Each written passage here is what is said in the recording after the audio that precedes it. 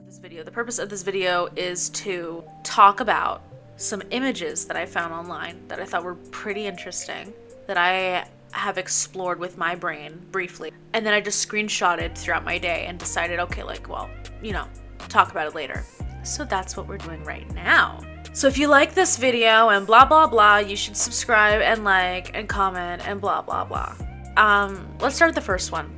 The first one that I'm showing myself on my computer is this photo where the caption says, "This is how I was born." And there is depicted a woman, a white woman with this like dark purplish red deep set hair. I guess it would be like considered auburn, but not really, not quite, more of a mahogany situation. And then this beautiful baby is laying down in what looks like a huge clam, where the mother is, or I assume the mother, or at least the matriarchal figure, is opening up the clam to allow so that she can see the baby. But I think it's so interesting how people take to caption this sort of image. It reminds me in a different way of the backstory of not Superwoman, I think it's Wonder Woman, and how everyone from her society is born from sand, right? There is no sex required. The people in that civilization, and obviously it's a fucking comic book, but the people in the civilization are only women, and they're able to create life, and only female life, through sand by praying to their goddess. And in those instances where you're able to see sort of a symbolism regarding birth or divine birth, reflecting back to, say, a Mother Mary sort of thing, but also blah blah blah original sin. Because I think, okay, we're about to go into a weird direction here, but I think original sin is, of course, just about the fact of it being the sin of defying God. It is also the sin of wanting to understand and know more than God requires of your knowledge. So much so that it then results in you coming to certain realizations that were unnecessary because those realizations were never for you. And something that I think a lot about when I think about then the original sin is how human beings have violated the original purpose and beauty of the human body.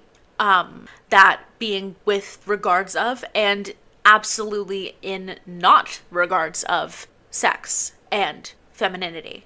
And so that's something that I really like to see depicted then, is when women are seen in that motherhood and that experience of being maternal without it being required a sexuality or a logic as to why she's in a position where she is the mother of this beautiful baby who is very peaceful and at this wonderful rest in this opalescent background, without the requirement of man per se. Man in the sense of male, not man as in the sense of humanity, obviously. I also just love how the painting is formed. It's as if there's a lake within the clam. It's not even really a clam. It's almost like a dish. But that's also the beauty of the clam shape naturally, when you're able to open it up, or like when you open up an oyster, then the form that nature has allowed for in that is just so fascinating anyway. But as you open it and you see the way that the artist intended the light to reflect is just so incredible. And then of course the health depicted in the child's cheeks and feet, and the gaze of the mother, or the gaze of the woman, of course, is so soft and attentive. There's a lot of beauty in that. In the background, the ocean, I would say the ocean. Hold on, let me take another sip of this.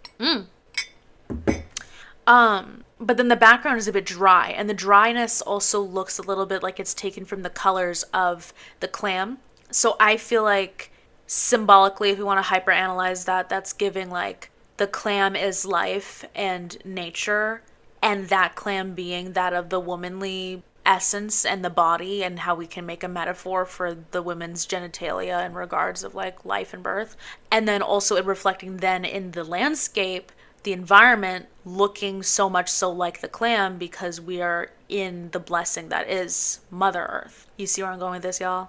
So I thought that that was very beautiful, and that's why I couldn't look away from this image. I just kept like staring at it on my phone on the subway because I was like, "Holy fuck, like this is gorgeous." And I want for myself to understand why.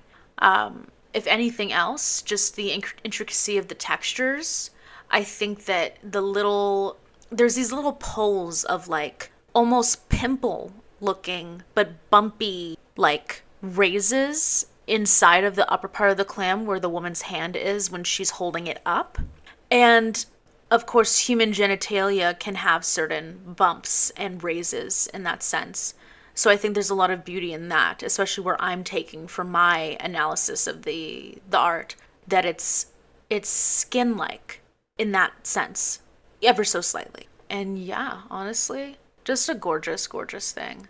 I really do wonder who the artist was. I have not taken to look it up yet. And honestly, if this is like this is like painting one, like I would love to see more.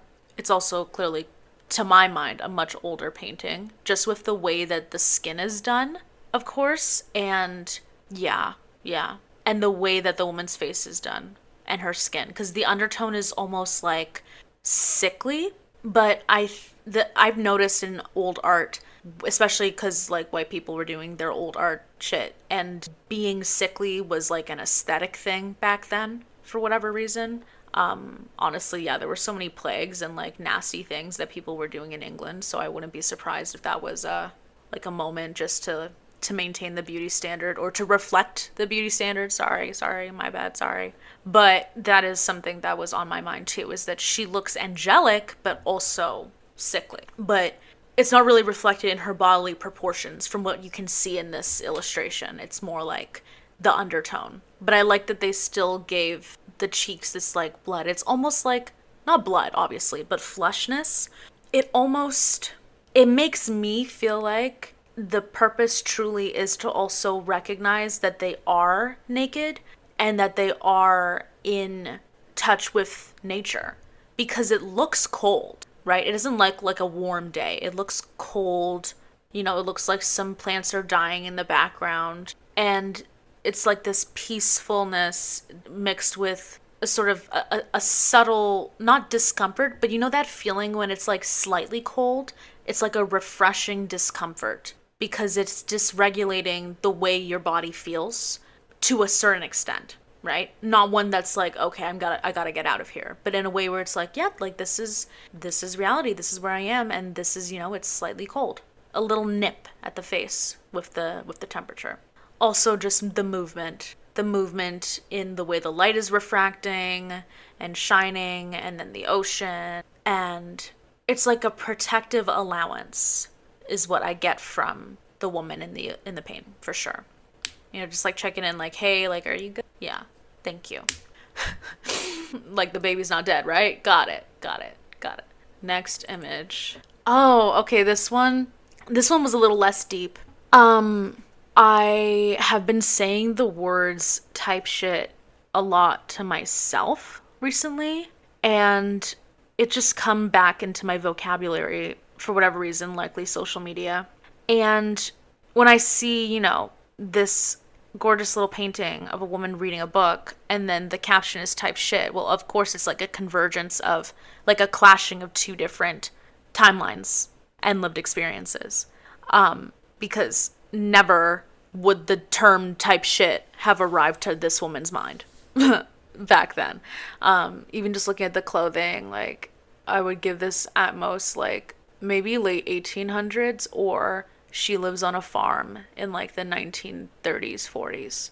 Just, you know, it's very cute. And then reading the book, laying in bed, there's a gentleness for sure. And then of course it's like a golden hour situation. It's really nice. And another thing is I've always just loved so much the color blue with brunette people.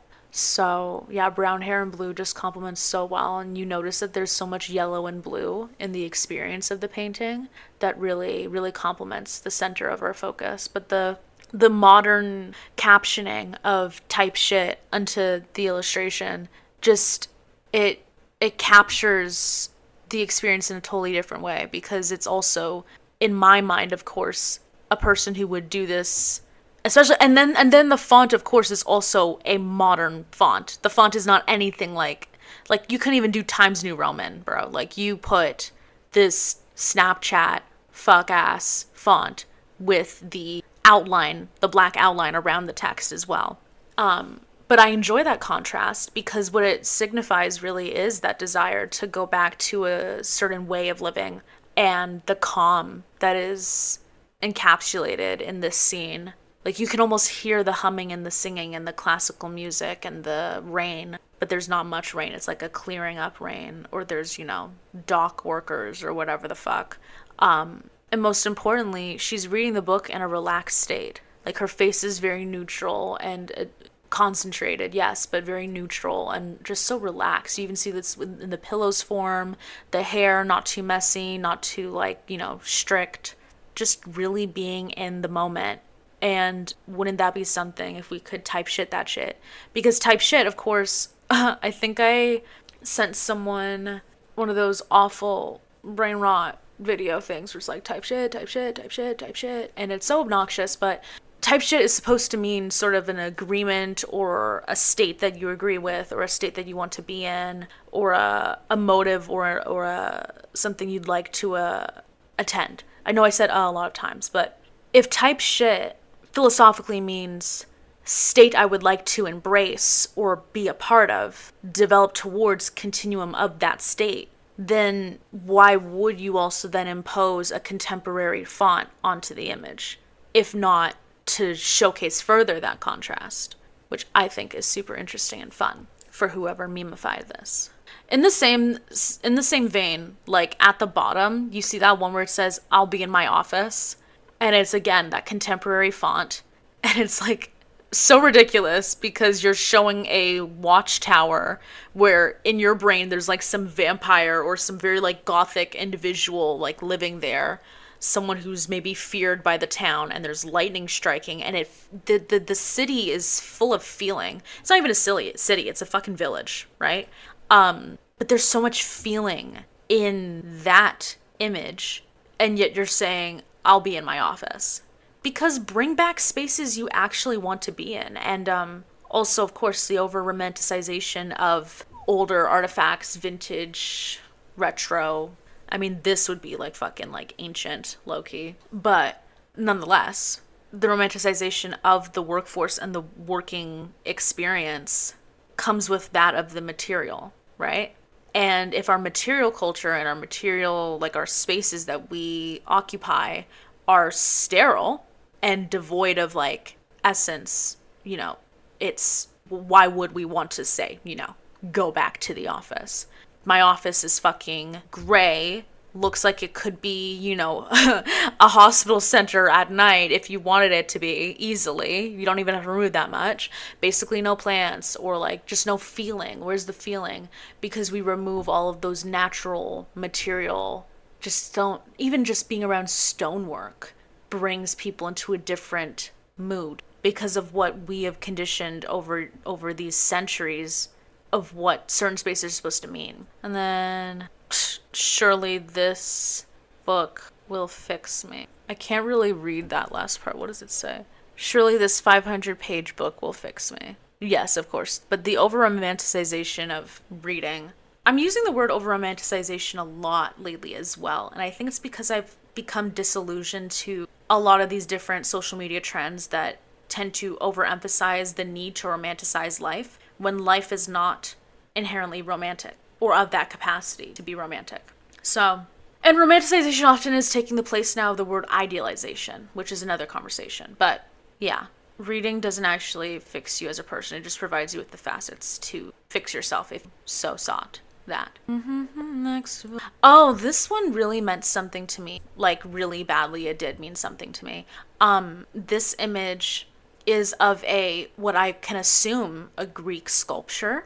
And on it, on the neck, is what appears to be the photoshopping of a hickey. A hickey being a bruise from someone being intimate with you around your neck. Blood vessels do their thing, and then boom, you have a bit of a redness because they were providing you with pleasure in that way, physically. And I found this to be very interesting because, and then shot into me the thought that, oh my God, I really don't know of much art to date that really depicts the markings and the remains of human sexuality. And not often, for to my knowledge, did I think not I bleh. To my knowledge, I did not think that there was much history of sexuality being represented in such a manner that would be so explicit.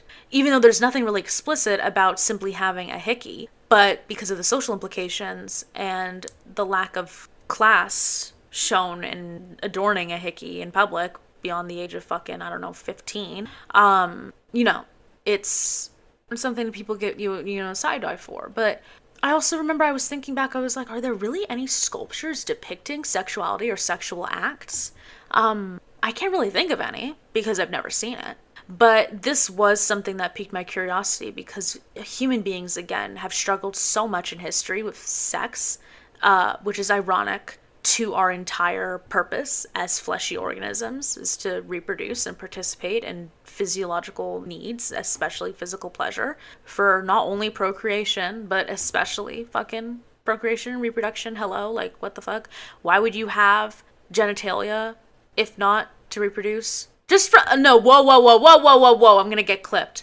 What I meant by that was, you wouldn't have the capacity to reproduce if you weren't biologically provided with those permissions and that instinct to do so. That doesn't mean you fucking have to. Yo, almost got canceled 5 seconds into my YouTube career. Anyway, but yeah, it's just so funny how people are so bizarre about sexuality, and yet we've obviously developed up to what, 8 something people. And it's not the criticism or the hatred for sex itself, although it could be. It is the fear around permitting a sort of, I guess, consciousness. I feel it's like a limiting a consciousness about how natural the human body and sexuality is, because of oftentimes, of course, just religious and political values, but also because of purely ignorance. I mean, just even look, not just in terms of sexuality, but sex as in bodily structure. Everything we're learning lately about PCOS and endometriosis, and the fact that apparently it's either symptoms of PCOS or endo can be found in lions, which is something a friend of mine told me recently. So you're saying this shows up everywhere, or at least most places in fucking nature, this shows up, and we have yet to maintain a normalization or a curiosity that necessitates change in the support for women in terms of their bodies and their health and their sexuality in the long term, effectively, because it's taboo, because it's, well, we don't talk about those things. What about the body is so gross? Again, back to the whole original sin conversation.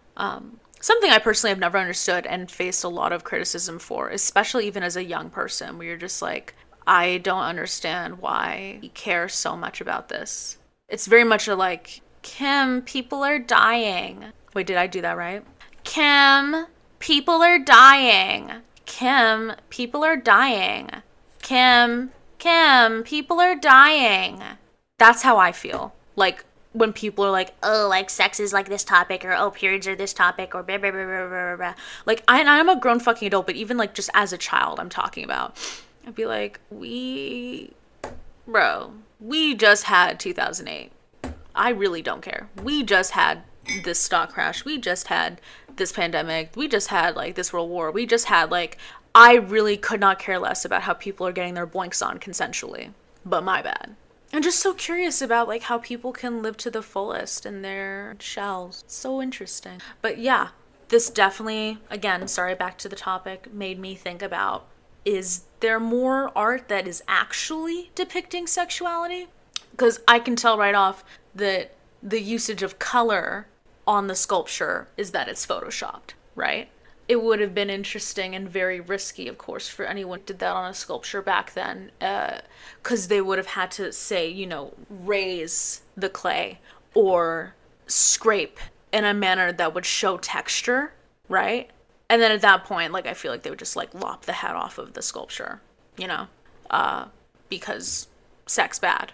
Something interesting in the bottom corner. It's another Pinterest image of a woman sort of crossing her fingers from what looks like behind her back, wearing this like all white outfit, or at least a very like long tapered white shirt, tailored, sorry. And it's got this green lighting. It almost looks like it's from a true crime documentary, or like she's in a cult. And something I keep noticing when I'm seeing the images that were showing up on my page when I start taking these screenshots is that when it's depicting white people, or there's white people in the frame, there's a need to sort of blush or show a sort of like closeness to bleeding or blood and flesh, like being of the like flushness is what I mean. The blushy, flushy experience of the visual is really a focus. And that's a pattern that I'm noticing right now, actually. But like, I knew there was something in my head. I'm like, why does it feel like there's something slightly gothic, or like just slightly off, and a little like a perversion, but not quite.